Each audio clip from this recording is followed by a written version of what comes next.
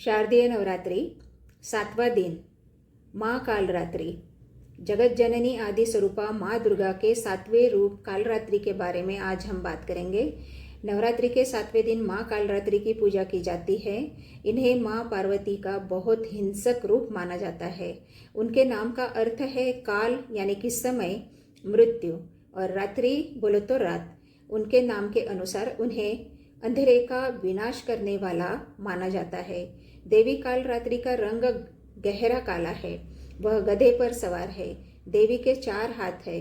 दोनों दाहिने हाथ अभय और वरद मुद्रा में रहते हैं और बाएं 2 हाथों में तलवार और एक हुक हथियार रहता है। कालरात्रि काल का नाश करती है, शत्रु का नाश करती है। इनका दिव्य चरित्र ये है कि शास्त्रों के अनुसार शुंभ और निशुंभ नाम के 2 राक्षस थे जिन्होंने देवलोक पर कब्जा कर लिया था।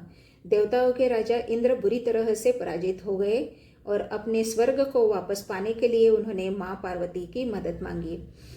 जब इंद्र माँ पार्वती को पूरी कहानी समझा रहे थे तब माँ पार्वती अंदर स्नान कर रही थी। माँ पार्वती ने चंडी को इंद्र की मदद करने के लिए भेजा। जब देवी चंडी युद्ध के लिए राक्षसों के पास गई तब शुंभ और निशुंभ ने चंड और मुंड को युद्ध करने के लिए भेजा। इसलिए माँ चामुंडा ने उनको मारने के लिए माँ कालरात्रि का निर्माण किया। चंड और मुंड को मारने के बाद माँ को चामुंडा का नाम मिला। उसके बाद रक्त बीज पहुंचा। उस राक्षस में अपने रक्त से अपने शरीर को फिर से बनाने की क्षमता थी। हर बार देवी ने उसे मार डाला और हर बार उसका खून जमीन पर फैल गया तो उसने राक्षस ने अपने लिए एक नया शरीर बनाया।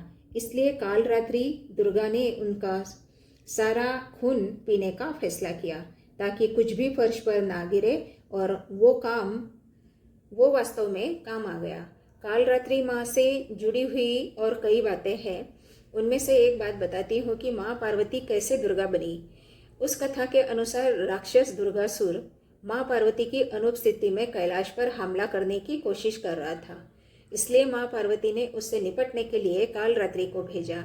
राक्षसों के रक्षकों ने कालरात्रि पर हमला करने की कोशिश की, लेकिन वह आकार में बड़ी और बड़ी और बड़ी होती गई।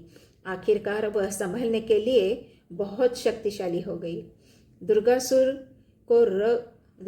को रण छोड़ना पड़ा, लेकिन माँ कालरात्रि ने उसे बताया कि उसकी मृत्यु निकट है। एक और बात, जब दुर्गासुर ने कैलाश पर आक्रमण करने का प्रयास किया तो माँ पार्वती ने उससे युद्ध कर उसका वध कर दिया। इसलिए उनका नाम दुर्गा पड़ा।